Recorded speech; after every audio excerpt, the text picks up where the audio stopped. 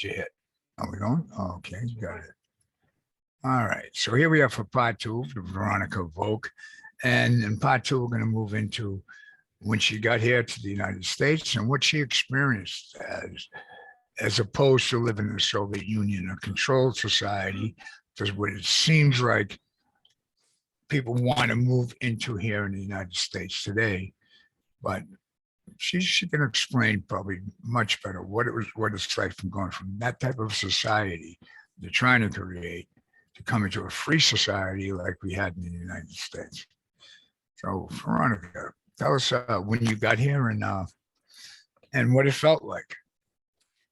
When I first got here, and thanks for asking, it was kind of like amazing because I grew up, like, as I said, in St. Petersburg and Moscow, and I came here when I was 21. So I was still a student at Moscow State University.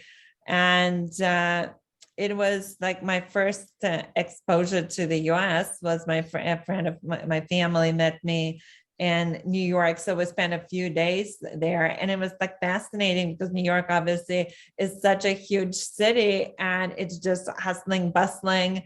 And it was kind of like interesting to see because, like I was coming from Russia where we still had like all the shortages of things and things were not there. And here you just see, a society where like a ton of stores and things are happening. So to me, it was kind of like fascinating just going to the stores and just seeing so much stuff, because at the time in Russia, now like in Russia pretty much you can buy anything, but at the time you really couldn't. So it was just fascinating just going. It was so exciting. And I spent the whole summer after that in San Francisco before going to Alaska, where I was working on my master's degree. And San Francisco, as I said, it was kind of like an interesting experience. I was just walking, like around, and to me, it was like learning, as I was telling you, about different price system in the U.S. And like when my friend was explaining to me how some, like the different stores for the same item, the prices would be different. And to me, it was like really fascinating. Like, I was like, what do you mean? Like, doesn't the government plan like all the production of different things? Because everything in Russia, it was the government was planning. Basically, like, it doesn't matter what the item was, like any kind of food item, everything was planned by the government, because every single store, everything was owned by the government. So there was no competition at all. So here you would go, you'll have like 10 different kinds of milk or anything else. In Russia, it was good if you had like one kind of milk or, some kind of rotten vegetables, or like you wouldn't have anything that was not in season. Like you would never see strawberries like out of season. You would never see anything out of season, basically. So like coming to the US, I think just seeing that, feeling that it was like an open society where people, could have like be different religions, different have beliefs. It doesn't matter whether you were Jewish or different, you were Buddhist, Hindu, or anything else. Just seeing, I think what I liked, it was like the diversity of people, and that, people seem to get along, which we didn't have much diversity in Russia at all. Well, as I told you earlier, we were all pretty much like white people. So now I think they have like more people from other republics and everything else. But before, it was just all white people, right? So we didn't like try to blame anything on, the white people were oppressing Black people, because we had white people in the old days, white people oppressing white people, which kind of was happening the same thing, I think, in Europe as well. Right, in the older days. And I think like what's like was interesting of people just hearing that, like I always thought people were like all the capitalists were oppressing the working people. And I just didn't see that division that, people could go, like I think people complain about their loans and everything else. Like our education was free. I didn't have to pay a penny for my education. But even like here, I feel if you get a loan, you can get a job. It was harder for people in Russia to get like mobility to get, unless you had connections to go to college, or get like a job. I feel like here, if you work hard, if you choose to do that, you have that option to get another job, get more money, do things. So to me, it was just more opportunities. And I feel like a lot of people probably don't look at it as opportunities, or they just don't feel like working hard or doing hard. But I think one of the things I've found interesting when I was living in Alaska, that going to college there, how many people, like people from the US, like how bad their math was. Because in Russia, I think generally most people math was pretty good. And I was kind of like amazed that, like you would think that the school system would be much better in the US, but so many people struggling with writing and math and things like that.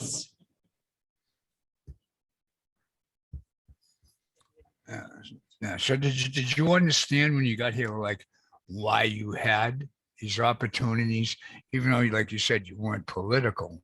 Do you understand like the documents and anything about the Constitution that allowed you to roam from college to college? And Right. That have people these just experiences? had, like freedom to move from, from one place to another place, which in Russia at the time, we couldn't move from one place. It was very hard to move from people from one city to another city because there were like a lot of restrictions. Unless you got a job, you couldn't just pick up your stuff and leave. And even police could check your passport with like stamp or like where you live and things like that. So I think coming to the US just made me realize that, for people could be believing different things, like any kind of religion, and getting job, moving from a place to place, and how many people were just, could get, like whether they undergraduate degree, master's degree, that it was so much more accessible. It might be more expensive if people have to pay for it, but they could take a loan. So it was just more, it seemed like education was more accessible to people who wanted to get education. But did you understand why? I mean, did you have any concept, like when you got here, did you have to like take any classes on Yes, I had American to take government? right. I had to take like classes on history, like some basic classes. So to me, like that idea was like fascinating, that people were so kind of focused on Constitution. The Constitution for so many years, like was created like a long time ago, that it was still so many people were relying on it, because obviously in Russia the constitution wasn't very old, and it was like communist constitution. So whatever, I don't even know, the constitution was doing, it obviously wasn't giving you many rights at all, right? It was just kind of like trying to convince people that they were free and that they had freedom while they didn't. So I think that's probably part of what mind control and manipulation is, because you have to convince people, right, that they have something that they probably like they don't have. Yeah, it's like you're trying to convince people that, yeah, you can do this and that, and you can't do it. Right. It's a total opposite narrative, because like I said, I was fortunate to be the age where I was brought up by World War II veterans, and a lot of my teachers in school believed in all this freedom thing because they went over and actually fought for it. And they would explain it to you. And I went through my whole life in this struggle. What turned me into being me is that I had the right to do this and that. So you got to come here. You got to what? Immediately you went to, what was the first place you came in the US? It started in New York, where I spent a few days, and then I spent a few months in San Francisco, and then I ended up going to Alaska, where I was an exchange student. So you got to see the hustle and bustle and people running around New York enjoying themselves. Right. So I got to see all, different parts of the, very different parts of the country, going Alaska, which it was a lot of people. And I know in like San Francisco, they didn't even know if Alaska was part of the U.S. So for that, which I thought was kind of funny that, like that it's like one of the U.S. states that some people still didn't know it was part of Russia or it had something to do with Russia. But I think like Russia sold it a long time ago. But a lot of people, even in the U.S., didn't even know and just kind of found that it was like a weird place. This is what, 1990? Yeah, Okay. people were still like asking me if like people like rub noses there or to like or live in igloos. Yeah, no, it's interesting. It's interesting. That's where like you can see how people would get spoiled with freedom, just being so self-consumed that they don't even know. You probably seen different different cultures in the U.S. more than most people today. Because I think we were discussing how a lot of Americans, they've never left their area, and these people that are screaming for more government control and over everything we do, they've never left their areas. I mean, they're still living at home when they were in college, and some professors Right. telling them this and And that. so many people still don't even in the US don't have passports now, right? And especially I'm sure now with COVID, like less and less people will have passports because less people will be like going anywhere that requires a passport. So you've got more balance. And like I said, with the background, you've seen both sides, which is interesting because, like I said, the opportunities. Now your opportunity, you went to college, you got a degree. What'd you get your degree in? I got my degree in Russia. I got it in sociology, and then I got a degree in like business masters in business administration and management. In the U.S. So where did you go from Alaska? Then I moved to New Once you York. got Yeah, then I moved to New York and I worked in first I worked for an import export company, which was basically almost like a sweatshop working for a Pakistani guy. It was really mean. So like me and a few other people who were working there, we were basically like crying half of the time because he was yelling at us and we didn't have a green card at the time. So we weren't working visas. So we can kind of like dependent on him. But a lot of people would just like leave one day and then like even like at lunchtime, they would go to lunch and they just wouldn't come back. So he always seemed to have like more computers than he had people because they would just wouldn't stick around. And after that, I went, I worked in the real estate finance for quite a few years. And it was kind of like just interesting to see like working for different companies, different cultures, like working like you in New York, you're working for an import export company with a Pakistani guy, right? Then you go work more in a corporate world where, it's like in a bank where it's pretty like competitive, where people will be like just yelling and screaming at each other. And then I was working for like bond rating agency where suddenly it was still finance, but people were like very nice. You would actually do something and people would be like saying thank you or like, like I really appreciate what you did. And you'll be like, really? And you would find it weird because you would just be like by that point so trained that people just like yell at you if they need something or if you didn't do something right. And so it kind of like in New York is just like everything I think happening like pretty fast paced. And so I worked for like quite a few years there, and then after that I just decided where I worked in outsourcing as well, which was working with people in India and Philippines, which I love the people, but it was a lot of work and kind of dealing with different cultures also, where probably each employee in India was doing like the work of like a lot of times we would just hire for other businesses, but they would never work one-to-one. Like, for one employee, say in the US, you would generally need to hire two people in India. So it was hard to explain to people in the US that, people in other countries don't work as hard. They're usually sick a lot and something is happening always, all the time. But while you were doing all this work, you were able to what? Go out and do what you want. Did you enjoy New York City, the nightlife, the Yeah, I love New York City. I always thought it was an amazing city because there was just so much going on, depending even different like neighborhoods. You had so much. I love the diversity. I like ethnic foods and just kind of different culture of like whether you're on Upper East Side, Upper West Side, Chelsea, downtown.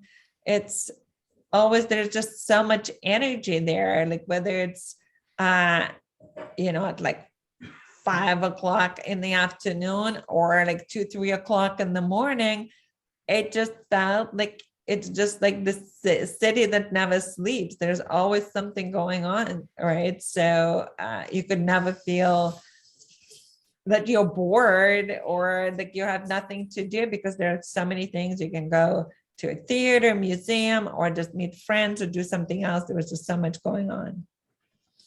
quite a difference from the way of life you came from?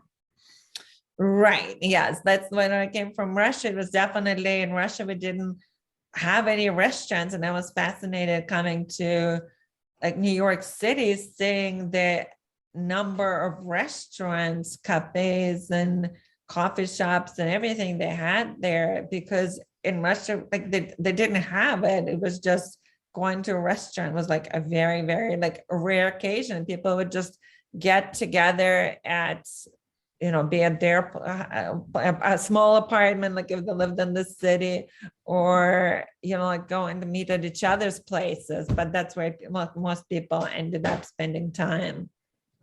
So did it feel like all that worked, no matter what you were doing? Because I've worked at different jobs and And different. yeah, people lived like more like in Russia. People always like lived in like if you lived in the city, generally it was like small apartment with quite a few people, or like a lot of times several generations as well. Yeah, that's because that's what I noticed. See, a lot of jobs you will run into these different fields and you'll run into bosses that, like you said, the guy yelling at everybody all day. And the reason why you did it was basically you wanted to get the revenue and you put up with it because you want to be able to go out and enjoy yourself later.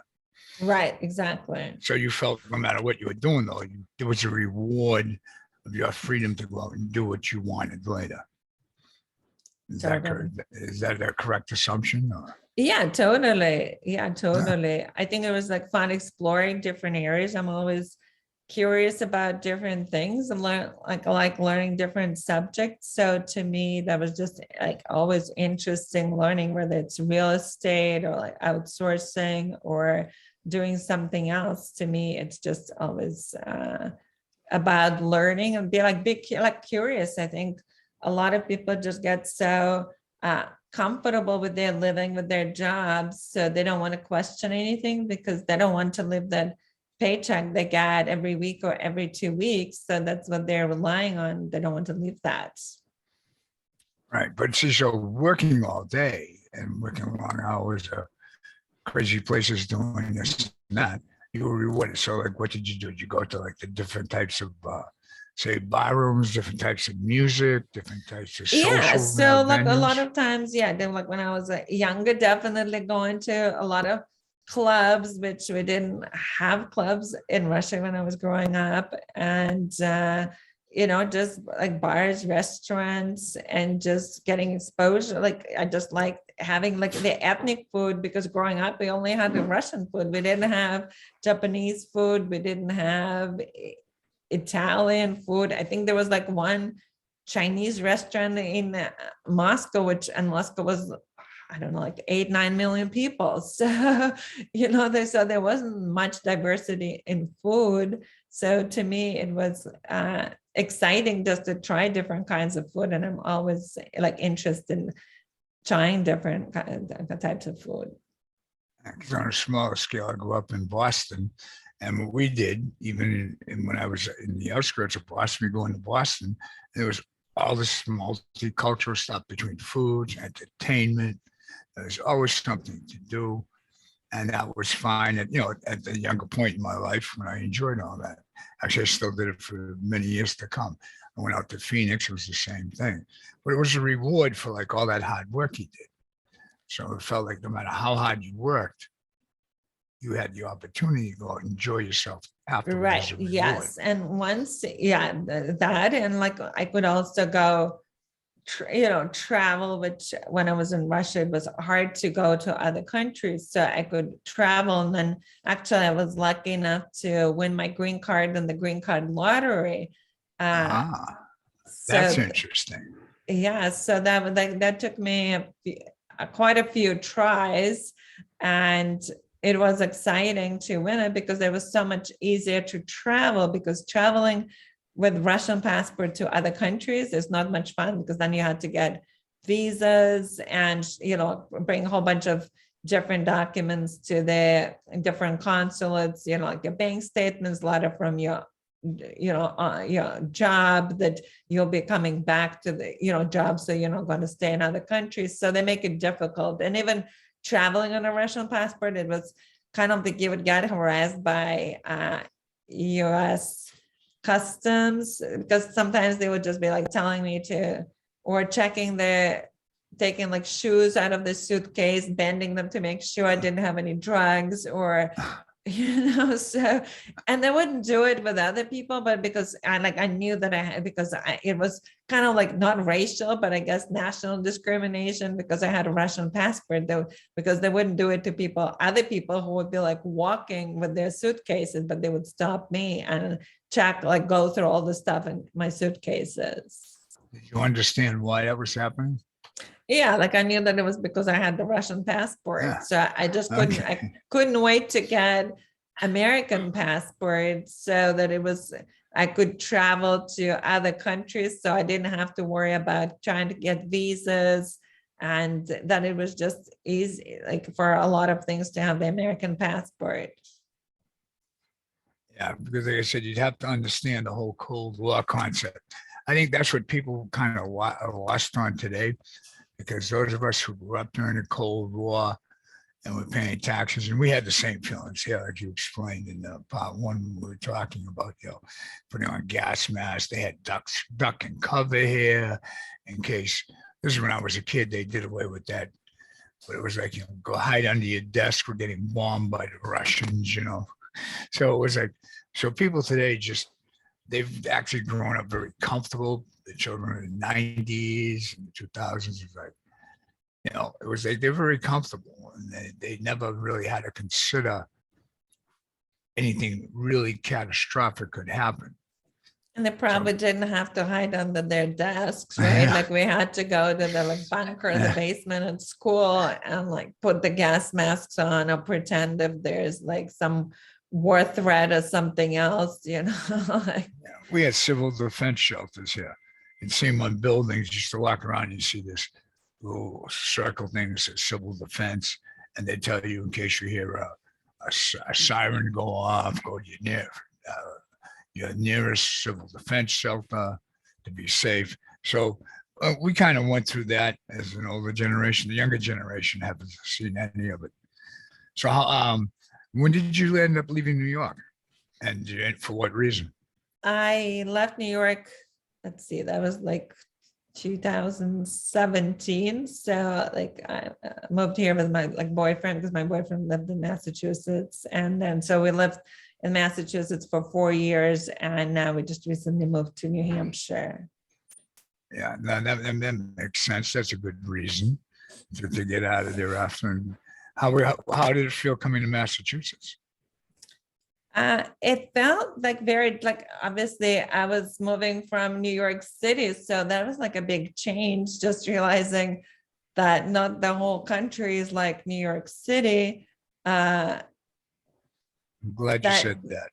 things, like because like living in New York, I was always like wondering how people would live in any other place but New York, because I thought New York was like the center of the world, and where things were happening, that it was exciting, busy, and that it was just a fun city. So I just always thought that living in suburbs was extremely boring, and like I could never even understand how people could do that. But then living in Massachusetts, I think made me appreciate being away from the city, especially now during the COVID time, when there were so many restrictions, and then the buildings, you like always have to wear a mask everywhere you go. If you need to get your laundry done, if you need to go get your mail or just go downstairs, it's like you constantly have to like have your masks on, right? So I think it's like just more, I feel freedom. I think New Hampshire, I feel even like more freedom now that there are less restrictions with the masks. So they kind of just more like people make their own choices. If you choose to wear a mask, they recommend it, but they don't force you to do that. Not like last year. Not unlike Sure. right last year, right? So Yeah, it's they a little rep. bit more, even though still I see a lot of people are wearing, like if you go to the supermarket, I feel like, I don't know, probably 70-80% of people are wearing masks if they don't have to. Exactly. But well, that's because that's their choice. And now that they're like probably those testing places, there are several hundred cars lining up, people waiting several hours in line just to see if they test positive. Like, I don't know what will happen if they do or not, but it's just like how much time people are wasting now to get those tests. Yeah, because If they're not even sick. That's the point that confuses a lot of us. Right. If you're not sick, why would you go wait in line for hours? Hours, yeah. People like missing. You're like reading people are missing flights because they have to get tested, and they have to wait online for a few hours, and people are just so like obsessed with it that they're like waiting for hours looking for those home tests. It's just fascinating that people just spend so much time doing something that they don't even need to do when they don't even have when they're healthy and they don't have any symptoms. Yeah. Do you think maybe it's because, say, we grew up in different aspects, even though you were on the Russian side and I was on the American side, that we grew up with this constant threat that we always had hanging over our heads. And now they no longer fear that they need a new fear. Right. That just kind of capture them, that, oh, this COVID now becomes like the new Cold War.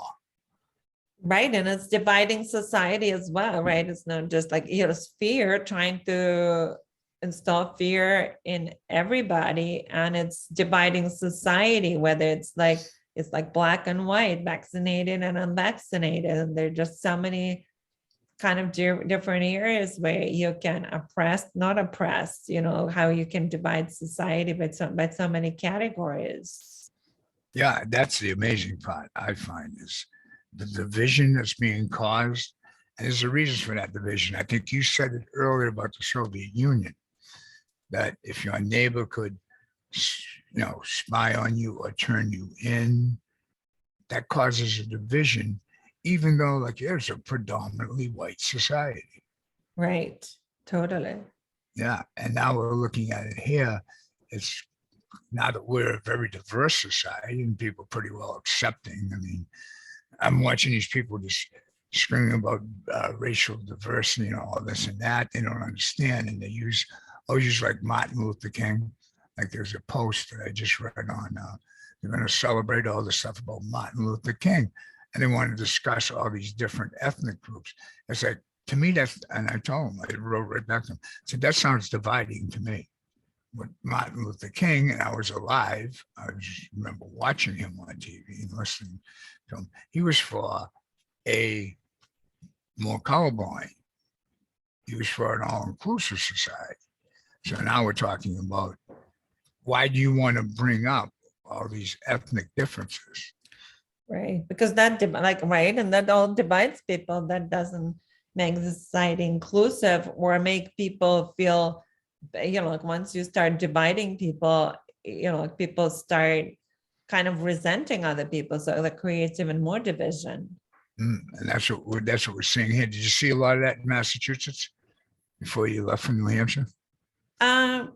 Probably, yes. Like it's kind of noticeable because people are so divided, and you can see people who are vaccinated are like scared of people who are unvaccinated. And I think it's just becoming more and more prevalent that, once society is divided, that if people are told that they have to be scared of everyone, they just look at everybody as they're sick, like no matter how healthy you are.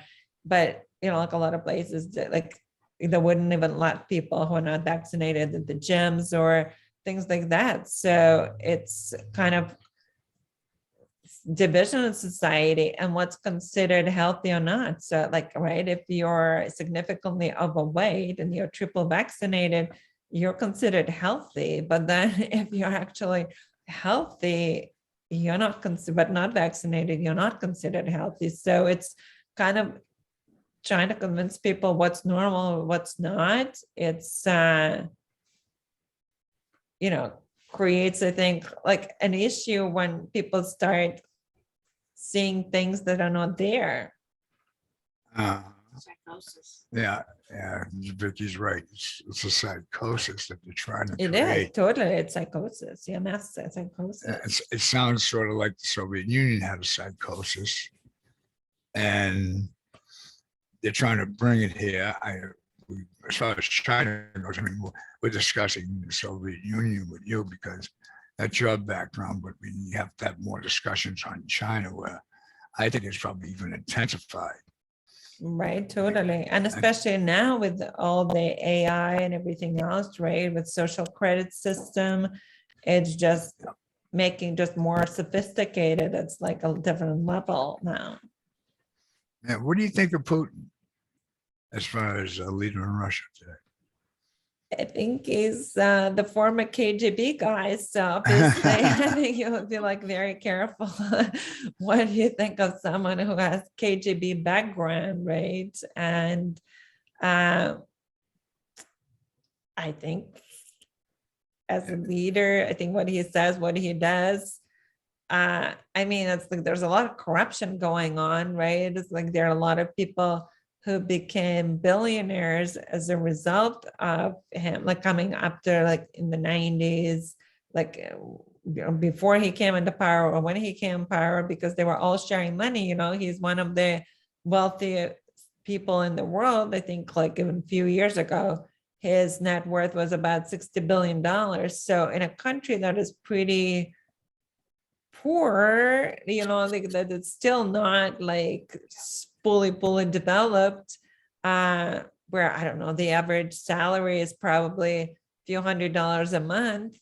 The guy is worth $60 billion, right? So there's obviously a lot of things going on with like that happened, I think, with nationalizing a lot of factories, a lot of industries, not nationalizing, but privatizing them. Yeah, And so they were all like managed to make a lot of like money out of that. yeah, I think he definitely used the system, and I always said that to everybody too. Because Putin's he did a lot, and he's doing great things, and I'm like, the guy is from a KGB. Right. Once KGB is like being CIA in the U.S.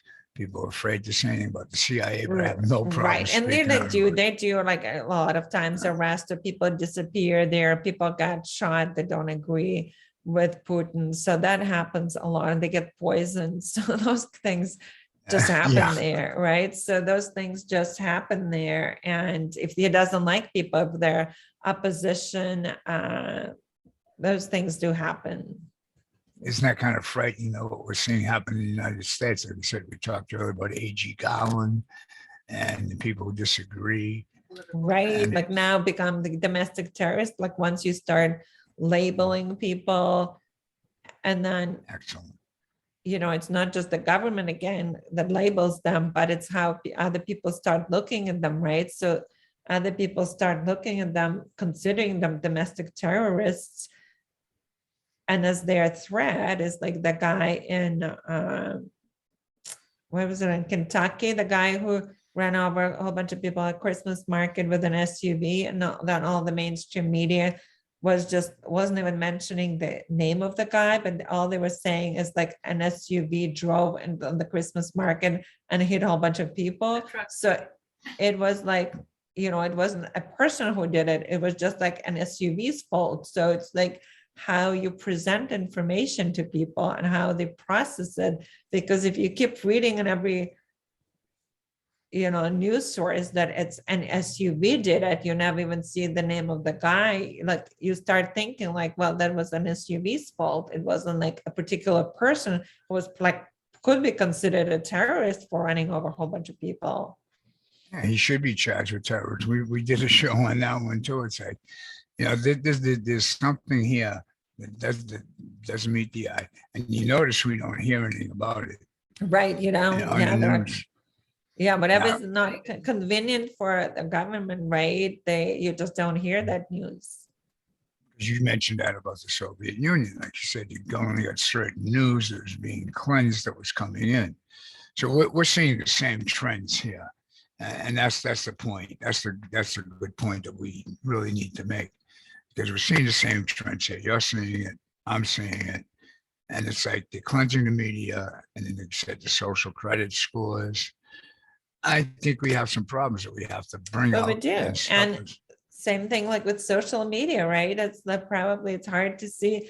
Most people like I know have been banned or put in Facebook jail so many times. And I think the social media just has so much power because people use it for different classes, for different groups there, and that have nothing to do even with politics. But in all those groups, you still, like, a lot of times you can't mention certain words, or you can't mention the word COVID, or you can't say anything about it, because then the groups get either banned or people get put in Facebook jail. So there's so much censorship going on in social media that a lot of people just don't want to see that. So you are finding New Hampshire much more relaxing? Because I mean, a lot of friends of mine and people from Massachusetts have moved up there. They've said New Hampshire seems to be much more friendly towards what they're used to. I think so. Yes, I think so.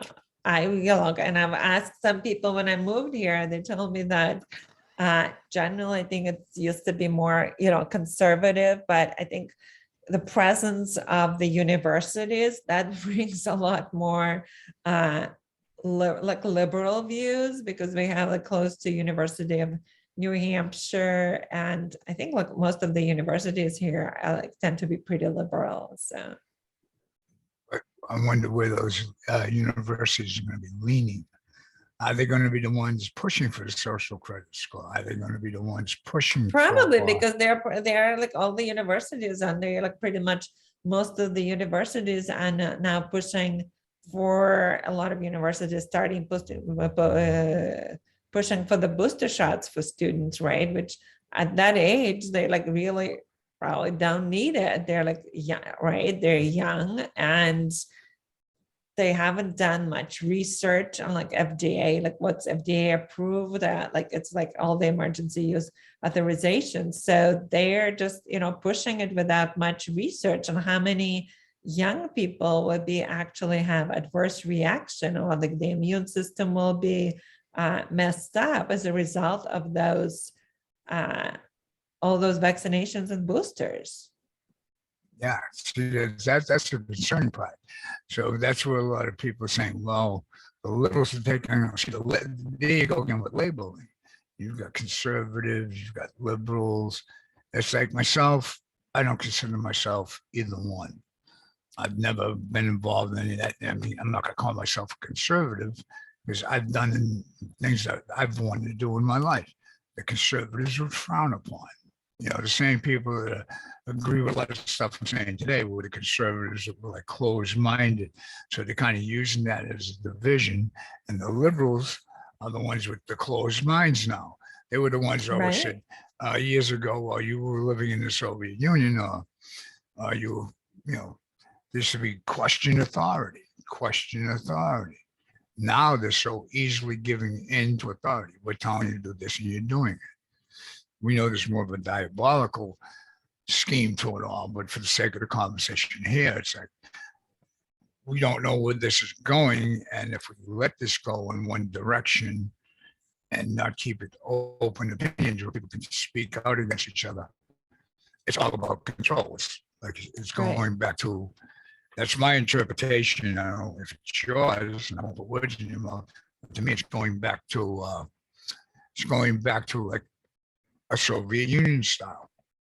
Right. It's like where the government controls everything, what you can say, what you can do. But now we have also the government and the big tech, big farmers. So I think a lot of it has to do also with who is making the money, right? So it's not just altruistic, just the government is wanting it for the people for whatever reason, but there are a lot of groups who have like other motives, like, you know, big pharma, big tech, and big pharma. How many people became billionaires over the last 2 years? And, you know, I think it's scary that big pharma has absolutely no liability for any of the vaccine injuries and deaths. And, you know, they're hiding the information and they're do not want people to see that.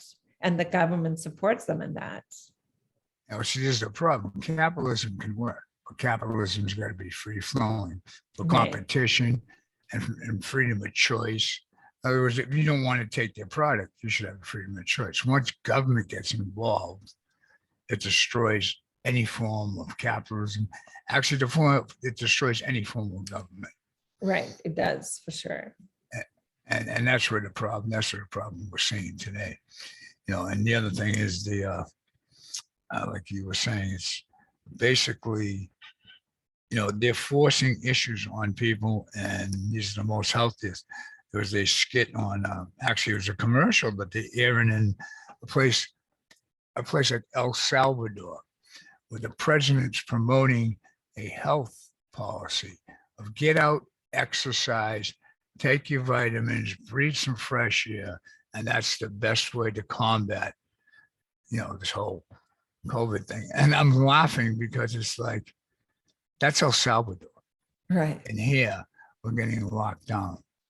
So Right. before we conclude tonight, let me ask you a question. Do you think you could ever live in New York City again? I don't know. You know what? It's like I always loved New York City, but with what's going on now, like there's like no way I would want to be there now and feel like discriminated that I can't go to places that I have to be like only my friend said, well, you can still eat outside in some places. And I'm like, I don't want to be treated as a second-class citizen who can just only sit outside, is not allowed to go eat inside, even like whether it's McDonald's or any other restaurant. I think it's just such discrimination, which a lot of people in New York, it's funny, but they don't think it's discrimination. They think it's justified. But that reminds me, obviously, of Nazi Germany and what was going on there. Yeah, as far as history, I mean, there's a lot to learn from history. Yes, I I don't think a think lot, people and I think a realize- lot of people just don't realize that they look at it was, and they say like, well, Germany, Nazi Germany was a different country, but and different circumstances, but they don't realize that, you know, whatever the German government was doing, that most of the people in the country were okay with that because they were brainwashed. They were like all the mind control they were using to manipulate them. They thought that they were doing the good thing, that they were complying for the good of others, that like the Greater Jews, good. old people, right, were like sick people were not very valuable for the society. They were okay. They were complying. They thought that they were good people. And that's what's happening now here too. I have a question. With what was it that started to trigger you to change from just recognizing that the narrative was wrong, or that the Democrat, you know, the friends and all that you had, what was it that started getting you to understand that, wait, I got to look at, you know, something broader here? Was there I think several events? Yeah, I think like last year when I was, the COVID started happening, and first I'm like, I usually, don't care about flu things and things like that. I don't pay much attention. Uh, and then I just started reading things, and I just started noticing that things were just not adding up. So, uh, so I started, then my sister was starting getting, who was in Ireland, was very much into that. So she was doing a lot of research, sharing some information. And at the time, I just thought that what the government was saying was not adding up, but I just didn't realize the extent to like which the things were just not adding up, that it was kind of like a thing that was happening all over the world, because I just thought it was like literally, maybe 2 weeks of lockdowns and we'll be back to normal. And like realizing that what my sister was saying, like, oh yeah, like what she was saying, that first I thought, well, like probably certain, like a lot of those things were conspiracy theories, but then suddenly like noticing that those things were coming true, and just noticing that a lot of things and mainstream media were not making sense, which I kind of never even thought about it really before, because I would just read the news and just assume that they were coming from different sources, different journalists, and I couldn't see the difference. But then suddenly I started realizing that there was like a lot of difference in news that you were getting from different sources. And it was starting to get scary and scarier. Just see that the government a lot of times doesn't share the news, doesn't share the numbers, doesn't share the statistics, or the way they interpret the statistics just does not make sense. Right. And so then at that point, when you started speaking up, some of the friends fell away? Yeah, I think like some like friends kind of started, just telling me that I'm a conspiracy theorist, or just always that I'm just making things up, that I just should stop reading what I'm reading, that I sound like the Fox News channel or things like that. Yeah, they act like it's a battle between Fox and CNN viewers. And it's like, Right. it's a little bigger than that. Right, then a little bit bigger, and I think a lot of times it comes to, if people are just not curious to see other opinions, they're not going to see that, because I said to my friends, once you start seeing things, you will not be able to unsee them after Mhm. that. And if you don't question anything, like you're just like, if you live in your little bubble, that's where you live, right? So if you think like, well, I'm a good person, I'm a good citizen because I got my 3 vaccines, And and my I can go to a boosters. rest and my booster, like 5 boosters, then I'm a good person. Then now I can go out to restaurants. So my life then is back to normal. That's their, the narrative. Like now my life is back to normal. If I got all the vaccines, now I can go to the restaurants Yeah. So or travel. how does the Constitution factor into how you see things?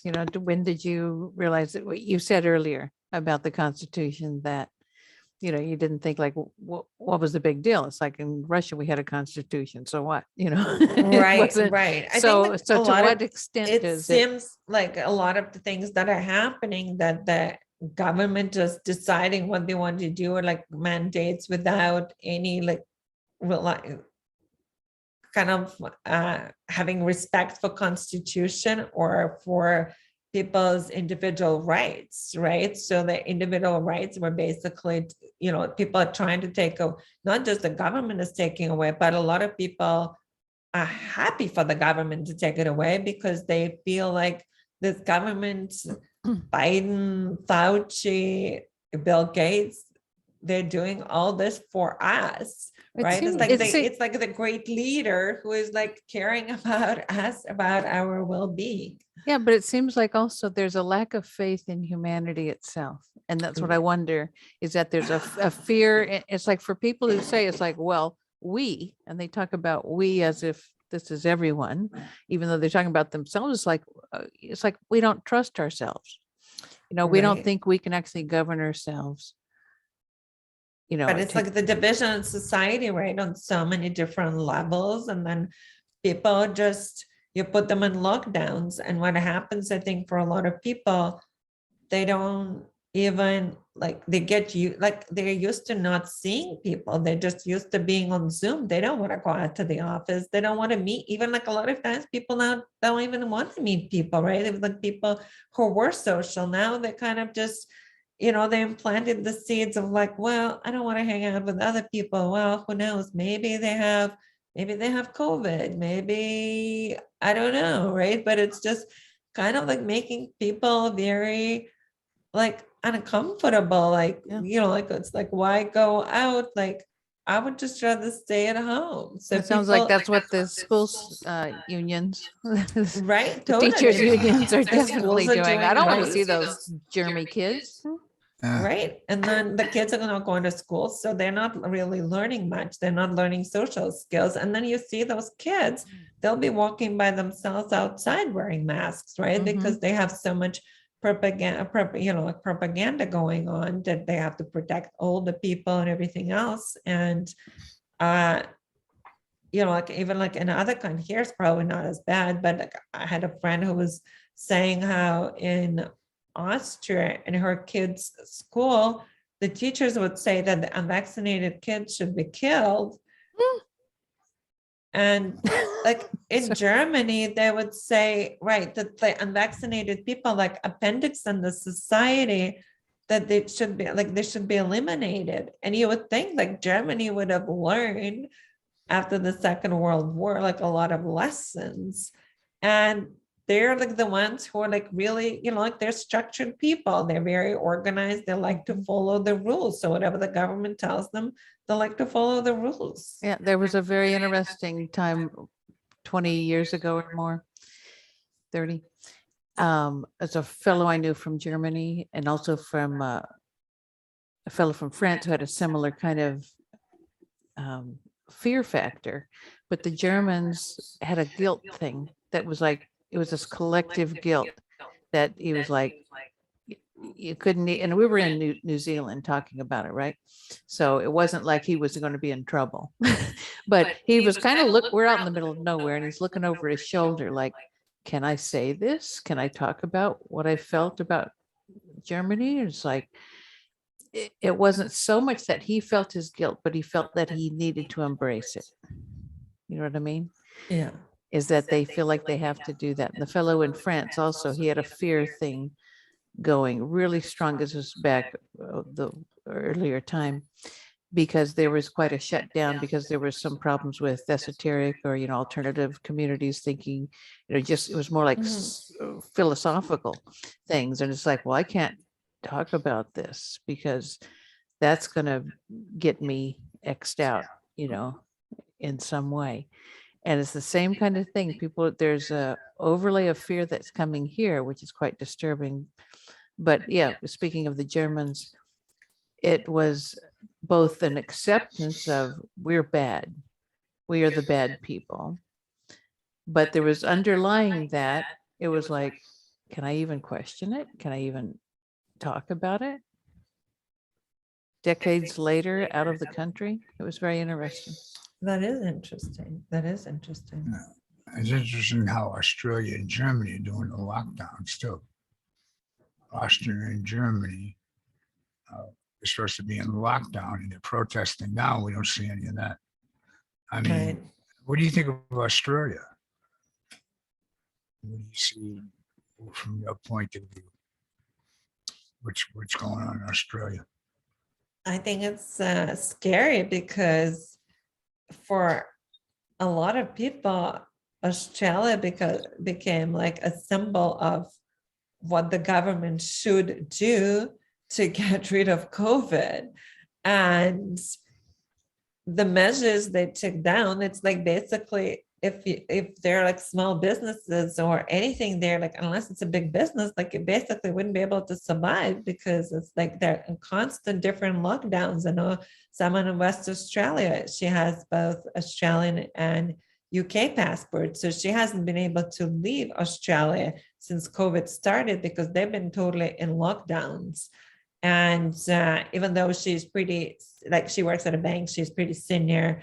I just got promoted, got a big bonus, but she wasn't sure because she told her company, the bank that she works for, that she wouldn't be able to get vaccinated because for someone with her immune condition, she read about it, that people had adverse reactions, and she doesn't know. So like she still might lose her job in January because the bank just basically, the rule is like for all client facing people, you have to get vaccinated. The thing is, she's not client facing and she works from home and she doesn't even have to go to the office, but all the rules they have, they're just basically trying to force. I think Italy is now trying to force people to that only vaccinated people will be able to get jobs or go to restaurants. So they're all trying to make it, the digital pass system that people, will rely on the government. See, I'll give you a theory, and then we can label it whether it's a conspiracy theory or not in the future. Is we're gonna have a whole bunch of people with their DNA intact, ones who refuse these new vaccinations, and the ones who were forced into taking it who may have issues with the DNA. Now, there's a dividing factor that no matter what happens to politicians, forms of government, government philosophies, you can divide the whole human race by this factor. Right. Now, you can call that conspiracy theory, but as like you said, they were calling the conspiracy theories. Well, I've been called one all my life. I was in school, Kennedy got shot. I always tell that story. Put your head down on your desk. We had moments of silence. The teacher was crying. Uh-huh. And I never bought into the magic bullet, the whole thing, and all the crap they fed us all through the years following. So to me, I've always been a conspiracy theorist, according to society. What they're doing now, I think, is the ultimate division of the human race. And this is where this has to stop now. I think there is time to try to get more people on each side. And that's where they're trying to force they're forcing these vaccinations on people. You start taking away people's way to make a living. Like you said, the woman at the bank, she got a nice promotion. But if she can't go anywhere to enjoy the money she's going to make from that promotion because she won't get vaccinated, what good's the promotion? Right. Oh, totally. And a virtual society is easier to maintain. But in control, because the more you separate people, it's like now that so many families are, fighting with each other because if someone is not vaccinated, the vaccinated relatives are not talking to some of their unvaccinated relatives. So you divide the families, you divide the society. So like the more people stay at home, they're not together. So it's harder to organize them unless they go to protests and everything else. But then again, if people know about protests, right? So if they know that there are hundreds of thousands of people all over the world, they're probably more likely to go to protests. But if they don't see any protest on the news, they just assume that everybody is happy with what's going on, that everybody else is getting vaccinated, because they probably don't even see too many people who are not. Exactly. That's why we always pump up protesting. All the protests around the world on our shows. There are leaks going out there, but that's something a lot of people. To me, there can be no new normal. There's only going to be the old normal. The old normal is I want to go in. I want to see people's faces. I spent my whole life reading people.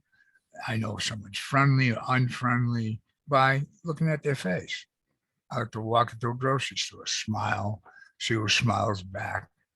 Now you can't tell. People they're expressionless. Right. They wipe out the whole facial fine. And they don't even want to a lot of times I feel people don't even want to look at each other. And the kids now growing up, they don't even see each other's facial expressions, and they're constantly sitting in masks while all the people in other governments, elites are going to big parties with lots of people where they're not wearing masks, and then they still everybody the kids sitting in those cubicles with plastic walls around them, in schools 6 feet apart from each other, so they're not even communicating, or they're putting like little circles for them on the floor to sit, or so, like, so they like, you're like, so far you don't even have like connection with other kids if you're just like all like little robots sitting away from each other. That's why this has to stop now, because I think if this goes on much longer, it's going to permanently damage the psychological effect. I'm sure children. it already done a lot of psychological damage. I think like suicides are up and everything else. You talk to people, it's like so many people are depressed, have anxiety because the government, it just keeps, all the pumping the fear into everybody. That's why it's just important. Like I said, your story will be important because just the parts of, being controlled, the fear, the neighbor. Like I said, your take on Putin is invaluable. Like I said, I've definitely haven't trusted him. I think he could have been a Right. good ally to the U.S. to counter the Chinese, but Right. that's another story. Yeah, because I think the main enemy to the world right now is Xi Jinping. Yes, for The sure. style of government and what they want to do. I think we're implementing it here. Until that stops, we're gonna have a problem. Right. But no, it's great. It's a great show. I'm glad you came on to Yeah, share your thank you for perspective. inviting me. Thank you. It was a lot Yeah, of if you have fun any other sharing. friends that want to share their perspective, I'd love to have them because the world needs to know. We need to get this out while we can make a difference. I believe we can. I think we're going to make a big difference. All of us, everybody who stands. And like I said, people can run from different states.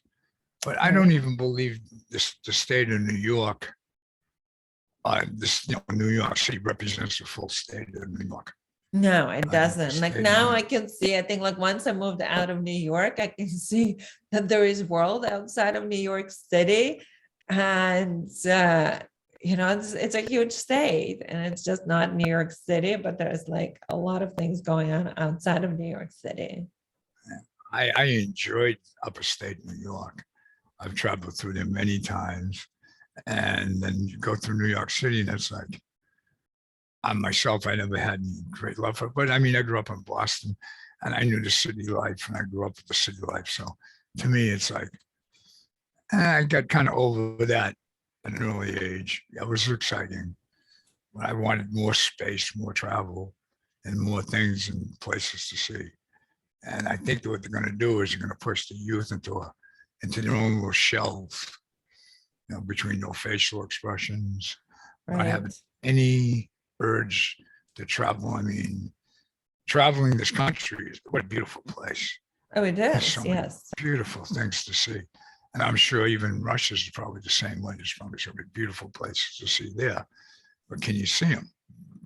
That's the question. Like I said, Putin does have his limits on things there. Former KGB, but he's a smart guy. He learned how, like you said, to make billions of dollars for himself Right. off the backs of everybody Wow, else. there are a lot of people kind of like making a few $100s, like a month and living in poverty, especially outside of bigger cities where like the salaries are very low. There, people still have like, I think there's still like probably a good chunk of the country that lives with like no running water or like no plumbing and things like that. I think there's still quite a few people there like that. And then there's a lot of people in the States.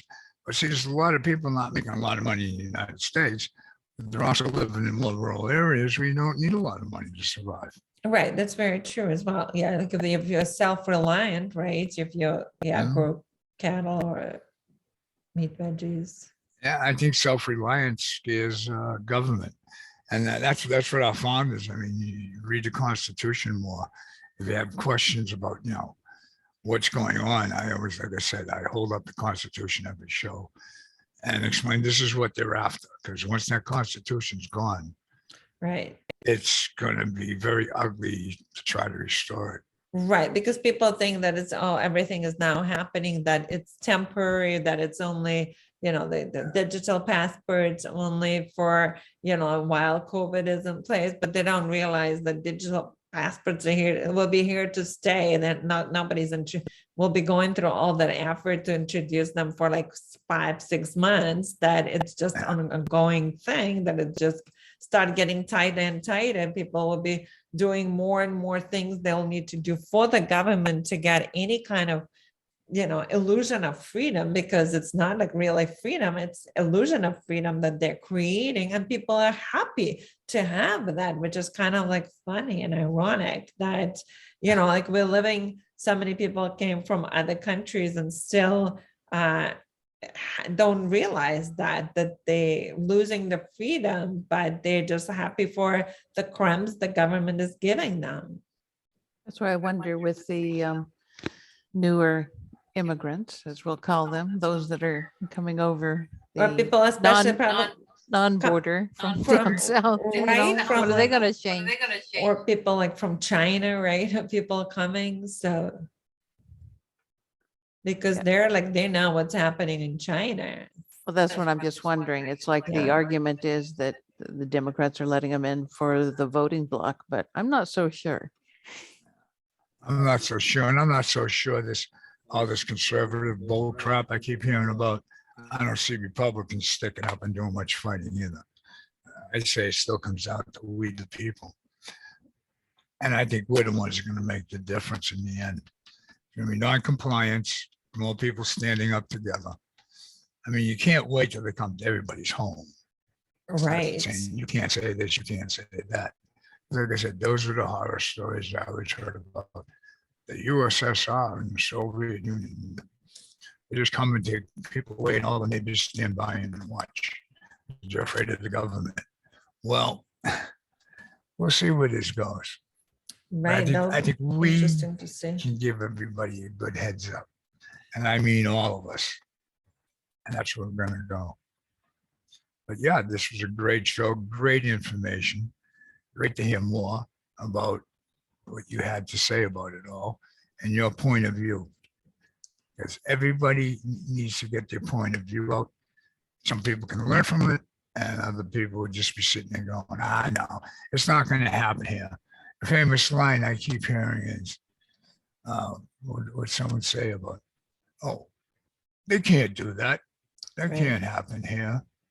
That's Well- what I used to say too last year, first when it started. I was like telling my sister, I was like, there's no way it will happen here.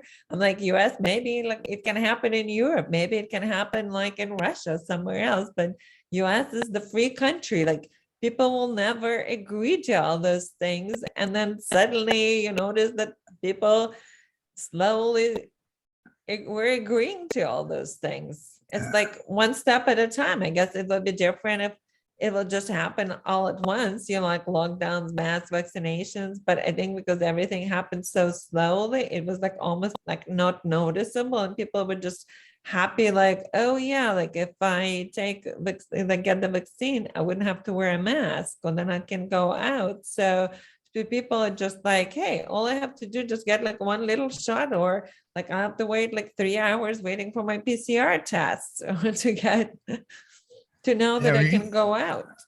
Well, you know about the boiling frog theory, Right. Yeah, totally. Yes. It just happens. Everything just, that's like the point of it. Everything happens so slowly that you don't even like, suddenly you just wake up one day and you're just, what just happened? But I guess a lot of people probably wouldn't even wake up because they wouldn't even realize it once it turns into communist China, they still wouldn't realize it, because if they did, like we wouldn't, like there wouldn't be societies like Germany or China now where things are going on. People would have been like protesting a lot more and doing something about it. But that's the point, that, people brainwashed, mind control, that like, as I heard someone said before, it's easy to like brainwash people. It's hard to convince them that they're brainwashed. Being brainwashed, yeah. It's- Once you it's- brainwash them. It's one thing here on the Second Amendment. How was that? Did you perceive that when you came over, and what do you think in terms of the protests and all? Because the US isn't coming out in mass like they are in Europe. So I'm just wondering, some people think, well, it's because we've got the Second Amendment. We know that we've got some ultimate authority. whether that's true or not, but just in general, what did you think of the Second Amendment? I think like people here like can like go and protest, right? They just don't do it, or I don't really know much about it. Kind of like was curious because you don't see many, like I know in Europe you see a lot of protests, like hundreds of thousands of people, but I don't know if people are just better organized over there or people just more kind of aware of it, like get together, because still there are like a lot of people who don't believe in anything else, but maybe, maybe part of it is like US is kind of like people are spread out. And I think what happens is, I think in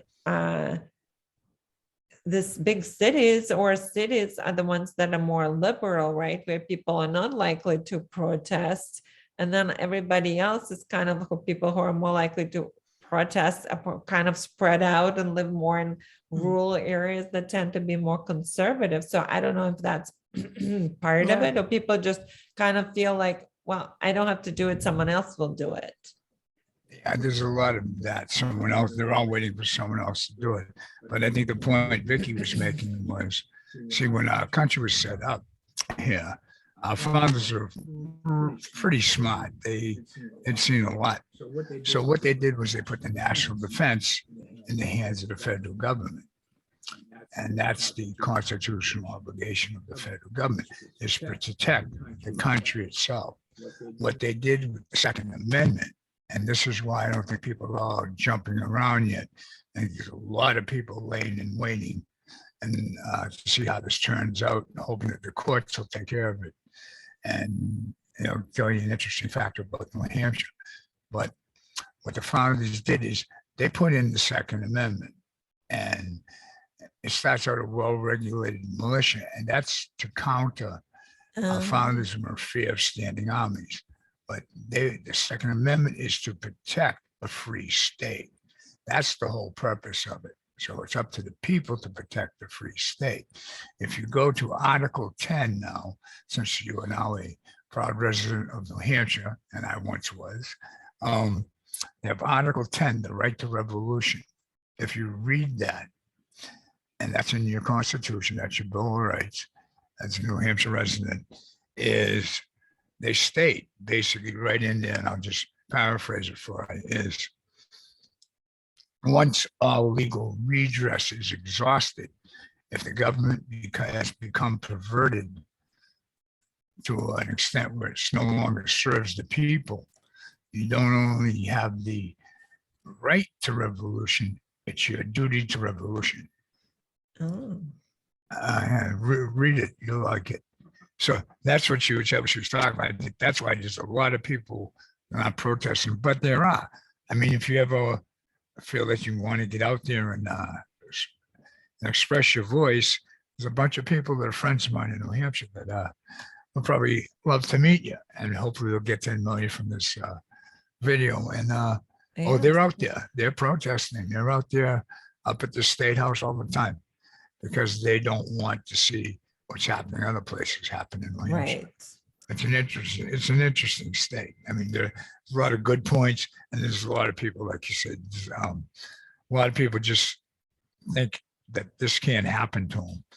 The license plate saying it is it's nice saying, but you have to actually stand up. Same thing with Massachusetts. There's a spirit of America.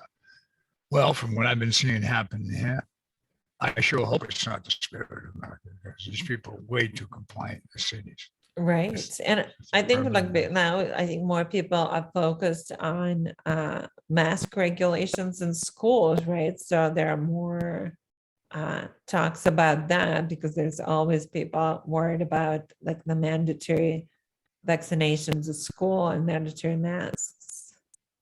We told people back in last August we wanted to organize and then people together to go against the mask mandates before school started. And all these people were complaining about it, but they didn't want to organize or put the effort in, because I've led a few organizations before where we've actually made a difference. And, they ended up sending the kids to school with masks on.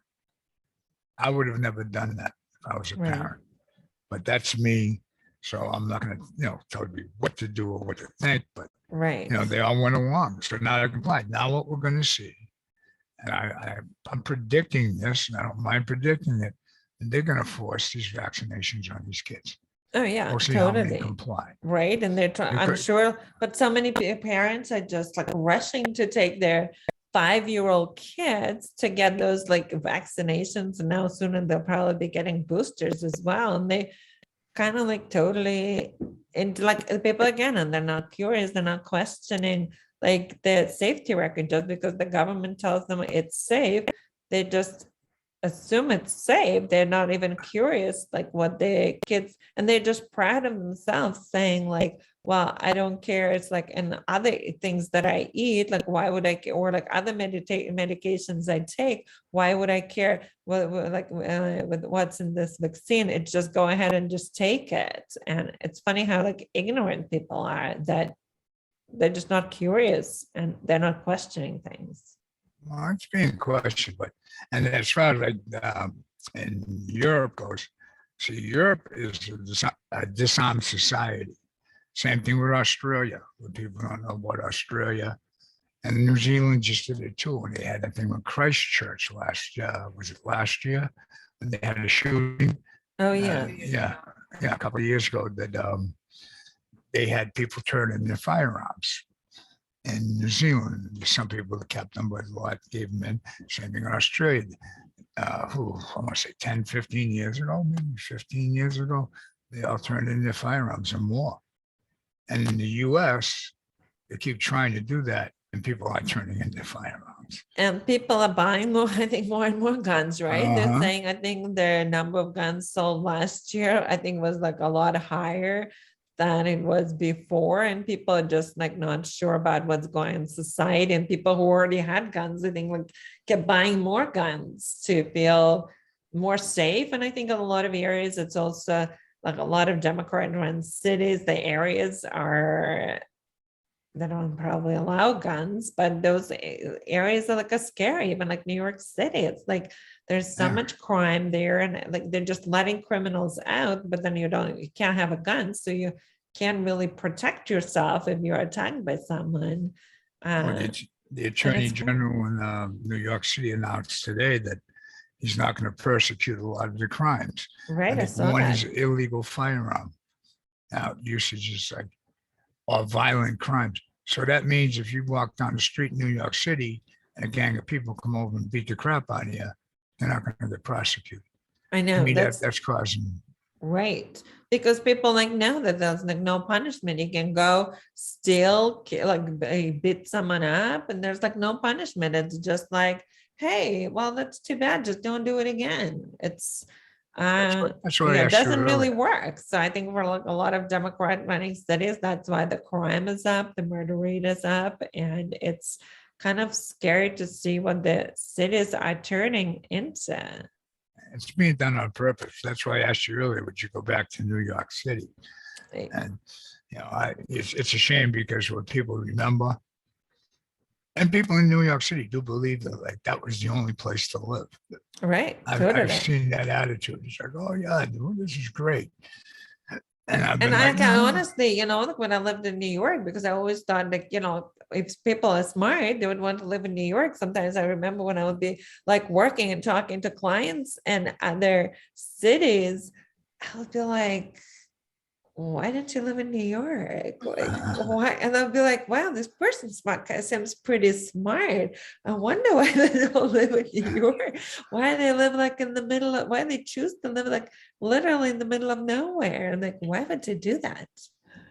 Well, I discovered that years ago when I moved from Boston to Veronica, of where I am now. And it was really rural up here back in 78. So I had the best of both worlds. I had my roots were deeply rooted in Boston. I knew where to go, had all my people down there. And I could go down there, jump around, go crazy, do whatever I wanted. And then I could leave and I'd come back out here. It was all nice and peaceful. Never had to lock my doors, never worried about anybody breaking into my car. When I lived in the city, you lock your doors, you get out of your Right. car, you always looked around to make sure everything was cool. You know, you go to Boston, I don't know, even today, if I go into Boston, my whole attitude changes. I have a Boston attitude that's embedded in me. Same thing when I've crossed the country. Every major city I've gone into, I put on the city attitude. Right. You have to, right? You have Yeah. to. You have to. That's why, like I said, that's how I can explain it to you. But coming back here, it was like, okay. I didn't want to walk around and smile at everybody, birds, animals. I mean, back up here, there's only a couple of street lights in town when I moved up here. And, you know, it was like, there was no dog, the leash laws. Be dogs roaming the street. You go over and, hey, come here. And dogs would come over your path.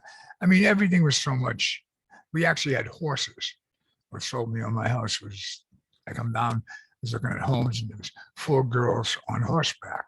Right Oh, up the street. I'm like, wow, I've got to move there. I got to get out of the city. This is great. You know, so that's the reason why people do leave and they don't want to live in the cities. So a lot of people right. still commute in and out now. Yeah, but you realize that there is so much like nice in terms of you have more space. It's just more, you don't have to worry about your neighbors or people above you or people somewhere else making noise. And but like, and now I think, you know, like people are just getting more, you know, like a lot of people moving to the city, or they want to have the city life in terms of it's convenient, right? You live in their apartment, you don't have to do work on the house. And now it's like with the people not going to the office, all those like new buildings, a lot of them have co-working spaces. So it's pretty much like you don't even have to go anywhere. You kind of be like in your little community, basically. Well, I still want to see people in my community smile. I want these face masks on. I want the kids Yes, running for around. sure. I want to see And the going back kids. to normal, yes, because like the That's kids normal. are There's no- growing up, like being, you know, scared. They're like looking at adults, kind of telling the adults because they're getting so indoctrinated at school with their teachers, whatever the teachers telling them that, you know, like vaccinated are bad people, like, you know, bad people. That's what they're learning. That's what they're picking up. They're learning like not to trust people, because if you think that every person is like sick or contagious, like what are you learning? You're learning to live in fear from the time you're young. So that's why, you know, so many kids are like have so much anxiety and depression, and they're like on medications, and it's just sad to see that. That needs to stop. I saw that developing too. I've always opened my mouth, but like I said, people don't want to listen. I think we're at the point now, though, where they've pushed it too far. They've crossed the line of basic sanity that everything we're doing can make a difference. For sure. Wake up call. That's how I look at it. So we're going to give everybody a wake up call with these videos, and that'll be a good one. And like I said, how's your sister in Ireland doing now?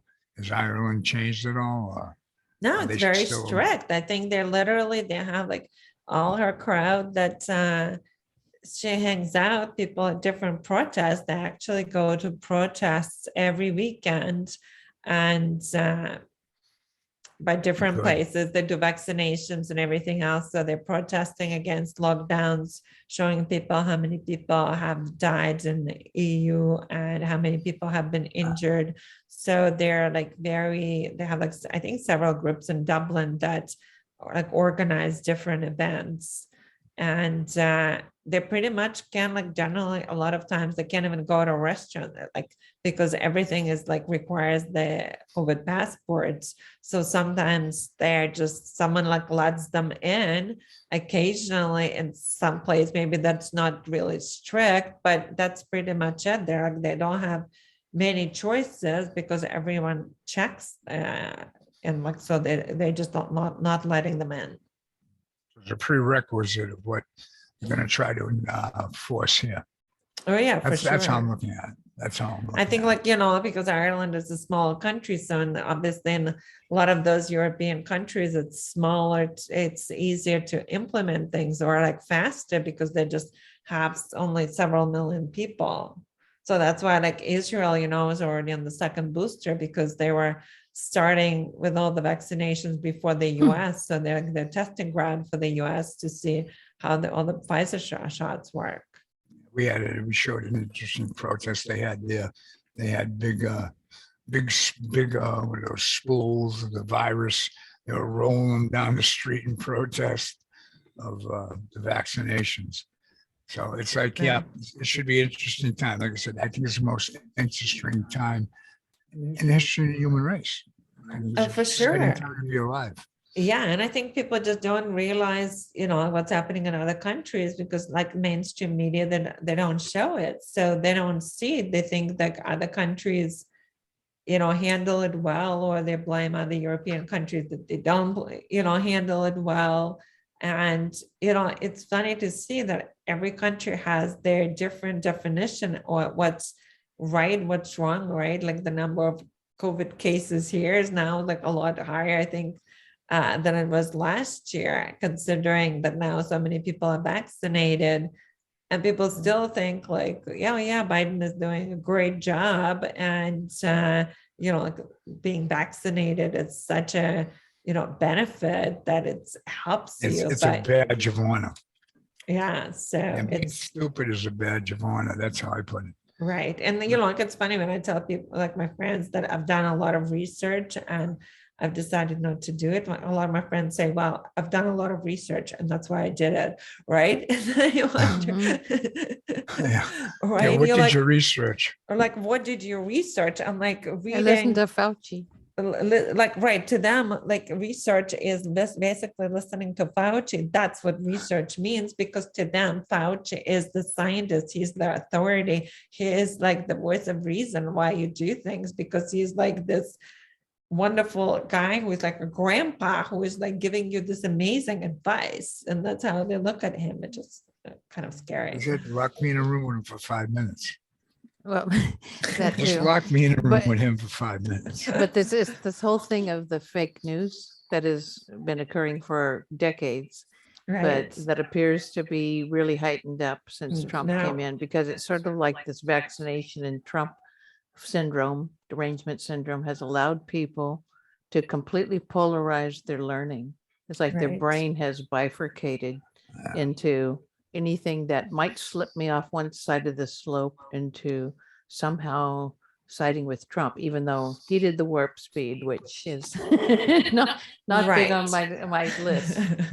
But it's like people either slide off of one slope and they can't look at anything else. They can't. It's like And they have then- blinders, right? They have like Yeah. look at their horses with the blinders. They just see one thing, and Yeah. they just do not want to see anything else. I have a good friend, and she's always been, apolitical, nothing, and she liked Trump, but she's fully bought into the for my safety. Right. I have to, and I can't see my family. I can't do this. I can't do that. And you people, and she mentioned, I think she dropped into conspiracy theory. She deflected it off to her brother, but it was the same opinion I had.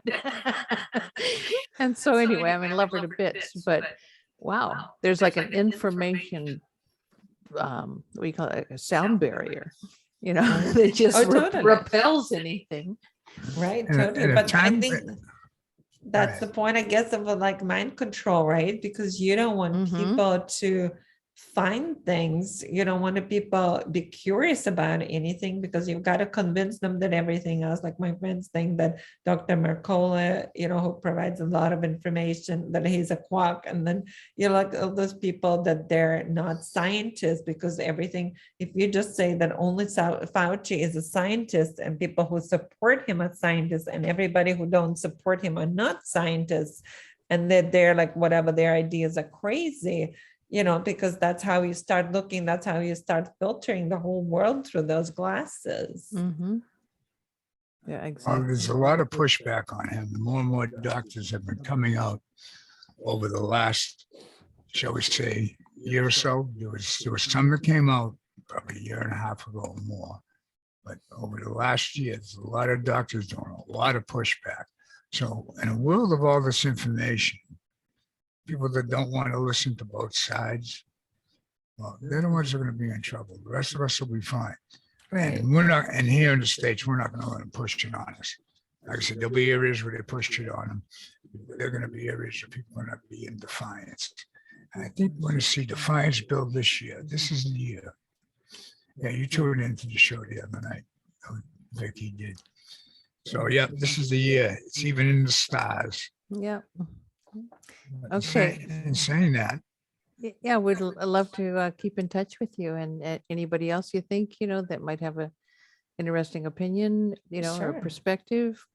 But yourself, we, especially on the Tuesdays or Wednesday shows, we want to open it up to other interviews. So Awesome. Sounds great. I'd love to get you back on and we'll do a few more things. We'll get some more people to get into a Thank you. discussion. Yeah, thank you for having me here. And yeah, it was great talking, thinking about, going back to my childhood, thinking about all the communist years. And well, everyone and- has such interesting, backgrounds and perspectives. And if we don't scratch just a little bit, we don't know about it, because you and I met, what, 6, 7 years ago? right, yes. And, I knew a little bit about your background, but we never went into it. So I'm so happy that Yeah, no, we that was fun. reconnected. And We're continued. connecting. So, and I hope to see you guys once the weather gets warmer. It will be fun to meet up with you. Yay. Yeah, we'll take a ride up that way. Well, I'm going to stop the recording. I'm going to hang on for a Right, minute. awesome.